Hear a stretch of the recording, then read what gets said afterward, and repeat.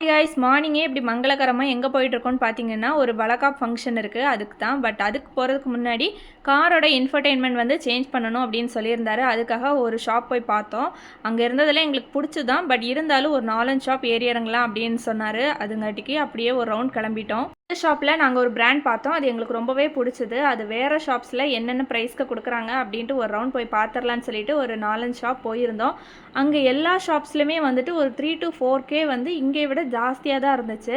So எதுக்கு வம்பு அப்படின்னு சொல்லிட்டு அதே கடைக்கு திரும்பியும் வந்துட்டோம். ஃபைனலாக நாங்கள் வந்து இந்த பிராண்ட் தான் செலக்ட் பண்ணியிருந்தோம். 45 மினிட்ஸ் வந்துட்டு வெயிட்டிங் பீரியட் சொல்லியிருந்தாங்க. அதுக்குள்ளாடி குல்ஃபி அது இதுன்னு வந்துருந்துச்சு. ஸோ நாங்கள் வந்துட்டு பாதாம் ஜூஸ் வாங்கி குடிச்சிட்டு அப்படியே வெயிட் பண்ணிட்டு இருந்தோம். சும்மா அந்த வெயில் எதுக்கு சுற்றிக்கணும் அப்படின்னு சொல்லிட்டு கடையிலே உட்காந்துட்டோம். செட் கூடவே வந்துட்டு ரியர் கேமராவும் வந்துடும். வெயில் அடிக்கிறதுனால அவ்வளோ கிளியராக தெரிய மாட்டுது. பட் சூப்பராக தான் இருந்துச்சுங்க. முடிச்சதுக்கு அப்புறமா ஹாஜியார் போயிட்டு நாங்கள் பிரியாணி சாப்பிட்டுட்டு குட்டி ஷாப்பிங்கும் முடிச்சுட்டு அதுக்கப்புறமா வளகாப் வீட்டுக்கு போயிருந்தோம். அங்கே வந்துட்டு ரிட்டன் கிஃப்ட் என்ன கொடுத்துருந்தாங்கன்னா இந்த ஒரு பிளேட், அதுக்கப்புறம் மஞ்சள் குங்குமம் வளையல் கொடுத்துருந்தாங்க. இந்த டே நாங்கள் பிளான் பண்ணது ஒன்று நடந்தது ஒன்று அப்படித்தான் போச்சு. பெரியவங்க வந்திருந்தாங்க. அவங்க கூட ஃபோட்டோஸ் எடுத்துகிட்டு வீட்டுக்கு ரிட்டன் கிளம்பிட்டோங்க.